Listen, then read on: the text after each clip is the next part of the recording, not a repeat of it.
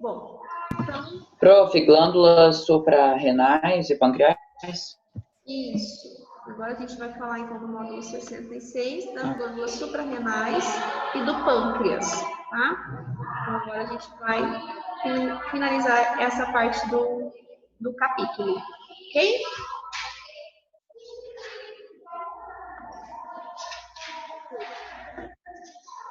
Bom, as glândulas suprarrenais, então, elas estão localizadas na parte superior dos rins, né? Como nós temos dois rins, então, existem duas glândulas suprarrenais e elas são responsáveis por produzir os hormônios da família dos esteroides, que são chamados também de corticoides.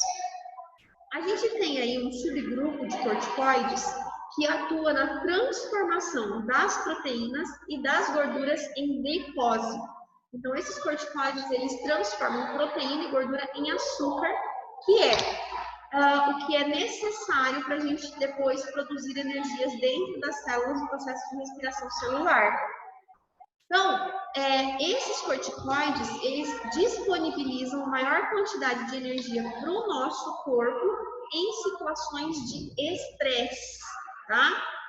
O cortisol é o principal hormônio desse tipo aí, e ele também é muito utilizado no tratamento de algumas inflamações. Então, ele é bastante utilizado aí para tratar algumas inflamações. Esses hormônios, essas glândulas, suprarrenais, elas também são responsáveis por produzir adrenalina e noradrenalina.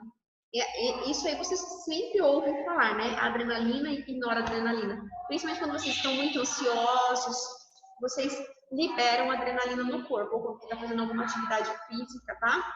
A adrenalina, ela é liberada em situações de estresse. E elas induz no nosso organismo as respostas relacionadas à luta ou à fuga. Como resultado, a gente tem o quê? Alguns efeitos no nosso corpo. Taquicardia, nosso coração acelera, tá? Dilatação dos vasos sanguíneos, então a gente fica com rubor, a gente fica mais vermelhinho, tá? Aumento da taxa respiratória, a respiração fica bem acelerada, as pupilas ficam dilatadas, as pupilas são essa parte pretinha dos olhos, tá? E também tem um aumento da nossa energia disponível no corpo aí.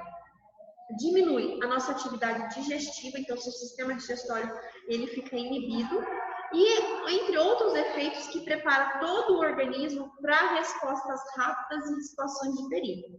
Então, a adrenalina, ela está relacionada toda vez que você tem uma situação, vou fazer uma prova, a prova está muito difícil, eu não estudei. Começa a suar a mão, o coração começa a ter acelerado, dá o branco, tudo isso porque seu organismo libera a adrenalina, tá? Já a noradrenalina, ela vai ser liberada em doses constantes para manter os níveis normais da sua pressão arterial. Nossa pressão arterial e a de vocês já, ela deve estar por volta ali dos 12 por 8, 120 por 80 batimentos por minuto, tá? Então, ela tem que estar ficando ali nesse período aí. Quando vocês tomam medicamentos à base de corticoide, normalmente vocês começam com uma dose e essa dose vai sendo diminuída. Por quê? Quando vocês tomam o corticoide, essa glândula suprarrenal, o que ela pensa? Opa, se eu estou tomando o corticoide pronto, para que eu vou produzir? Então, aí ela fica preguiçosa, ela produz em menor quantidade. Então, por isso a importância de quando vocês tomarem o corticoide, tomar bem certinho e ir reduzindo aos poucos, para que a sua glândula suprarrenal volte a funcionar adequadamente. Tranquilo? Pessoal em casa, dúvidas, perguntas? Sim. Tranquilo, então? Bom, isso é nossas suprarrenais, as glândulas que moram em cima dos nossos rins. Agora eu vou falar do pâncreas. Esse é uma glândula muito importante, tá? Muito difícil a gente viver sem o pâncreas. Ele é uma glândula mista, porque a gente já viu que uma glândula mista, ele tem função exócrina e função endócrina, ou seja, ele manda a substância para dentro de uma cavidade, assim como ele manda substâncias para dentro dos vasos sanguíneos, tá? A parte exócrina desse órgão é responsável por produzir o suco pancreático, e esse suco pancreático ele vai ser liberado diretamente dentro do nosso intestino delgado, onde vai ocorrer a absorção e a quebra da maior parte dos nutrientes, tá? Enquanto que a parte endócrina dessa glândula produz a insulina e o glucagon, que são lançados diretamente na corrente sanguínea, tá? E aí estão associados ao controle de açúcar no sangue. Pessoas que têm problema nessa parte do corpo que não produzem insulina a quantidade ideal, desenvolve diabetes, né? Então, essa partezinha aí que produz a insulina e o glucagon é constituída por um monte de células bem específicas, e essas células são chamadas de ilhotas pancreáticas. Esse nome é bastante importante vocês saberem. A insulina e o glucagon, eles têm funções antagônicas, cada um funciona de um jeito. Por quê? A insulina é liberada no sangue quando o açúcar está elevado, quando você comeu muito alimento rico em carboidrato. Comeu muita massa, comeu muito arroz, e aí o seu corpo produz muito açúcar. Aí a insulina é liberada para diminuir esse nível de açúcar no sangue de vocês. E ela é responsável também por facilitar a absorção desse açúcar dos tecidos, tá? Dos tecidos musculares, dos tecidos adiposos, dos tecidos do nosso fígado. É isso que a insulina faz. Nas células do fígado, tá? Várias moléculas de glicose vão se unir e vão formar moléculas maiores que a gente chama de glicogênio. O glicogênio é a nossa forma de reserva de açúcar no organismo e é utilizado nos momentos entre as refeições. E aí, o que acontece? O glucagon, ele vem com um efeito contrário da insulina. Por quê? Quando o açúcar do sangue está muito baixo, então inicia a produção do glucagon, que vai fazer com que as células de reserva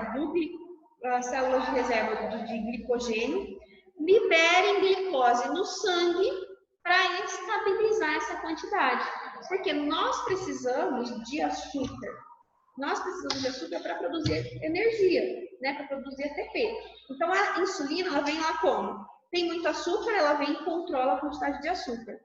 O glucagon vem como? Tem pouco açúcar, ele vem para ativar as células reserva de glicogênio para liberar o açúcar no sangue. Então, por isso que eles têm funções aí antagônicas, tá? Esses dois hormônios, então, conseguem manter os níveis ideais, os níveis adequados de glicose no sangue, sempre ali na mesma faixa, que varia entre 90 a 100 miligramas de glicose por ml no sangue, tá? Então, quando vocês fazem um exame de diabetes em jejum, é normal que eles estejam ali entre 80 e 100. Acima disso, você já está considerado pré-diabético. Acima de 120, você já é diabético, tá? Uma disfunção hormonal desse hormônio, então, é o que a gente chama de diabetes melito, ou simplesmente diabetes, que afeta o quê? A capacidade do corpo usar a energia encontrada nos alimentos.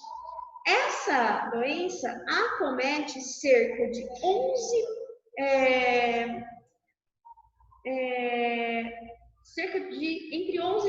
9% da população brasileira, tá? Uma a cada 11 pessoas. E é uma doença grave. Por que é uma doença grave? Se você não cuida da sua alimentação, se você não tem controle da sua alimentação, o diabetes ele começa a causar problemas secundários. Problemas de visão, problemas de cicatrização. A diabetes... Professora, a Harumi e a Bárbara falaram para você aceitar ela. O diabetes... A Harumi eu já aceitei ela 2 vezes. O diabetes em si não é uma doença que vai matar. O que mata são as consequências dessa doença, tá? E aí a gente tem 2 tipos de diabetes.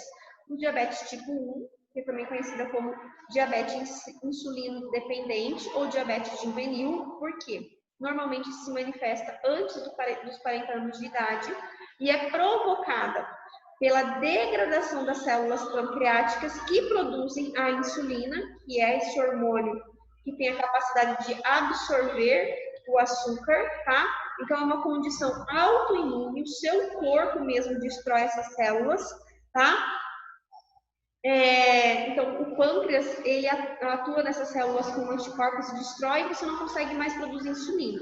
Os diabéticos tipo 1 não produzem insulina e precisa tomar insulina diariamente, tá? Então, é importante ressaltar o seguinte, que se você fizer uma alimentação adequada e tomar insulina bem certinho, você pode ter uma vida longa e ativa sem problemas nenhum. Já os diabéticos tipo 2, tá? Esse aí é o que afeta a maior parte dos adultos, tá? Isso acontece normalmente por conta da alimentação e da obesidade, porque daí a produção de insulina é insuficiente para a diminuição da capacidade das células, para a capacidade de produzir insulina do seu corpo, tá? Em ambos os casos, esse diabetes vai ter dificuldade em absorver a glicose. Pessoas com sobrepeso normalmente têm maior probabilidade de desenvolver esse diabetes do tipo 2. Então, por isso, a importância de uma alimentação saudável, equilibrada e balanceada, tá? Bom, o que é os sintomas dessas doenças aí, dessa diabetes, tanto tipo 1 quanto tipo 2? A taxa elevada de açúcar na urina, tá? Muita sede, eliminação de grande quantidade de urina e enfraquecimento do corpo, a pessoa tem muita fraqueza, muita sonolência, e a longo prazo, se não for tratada, pode causar outras doenças associadas, como problema de circulação sanguínea, cegueira, má cicatrização, problemas de articulações, enfim, tem vários problemas que surgem aí por conta do diabetes, seja ele diabetes tipo 1, seja ele diabetes tipo 2. O pâncreas, então, é uma glândula muito importante para o nosso organismo, tá? Assim como as outras glândulas, ele mantém o nosso corpo em homeostase, ou seja, mantém o nosso corpo em equilíbrio, certo? Dúvidas, perguntas? Pessoal? Ninguém? Nenhuma pergunta.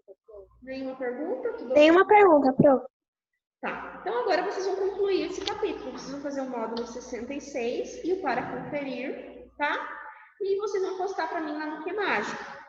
Terminando esse capítulo aí, vocês estão dispensados. Aí na próxima aula eu mando o gabarito para vocês, tá? Deixa eu só ver se tem algum exercício que vocês não precisam fazer. Exercício 1, 2, 3 e o para conferir. Não, todos os exercícios vocês conseguem fazer. Então vocês vão fazer os exercícios. Posta lá na plataforma belezinha para mim. Na próxima aula, muitos gabaritos. Combinado? Ok. Já vou abrir o espaço para vocês anexarem o módulo 66, que alguém já estava tentando anexar o 66, que eu nem tinha explicado o conteúdo ainda, né? Tchau, tchau. Tchau, Pro.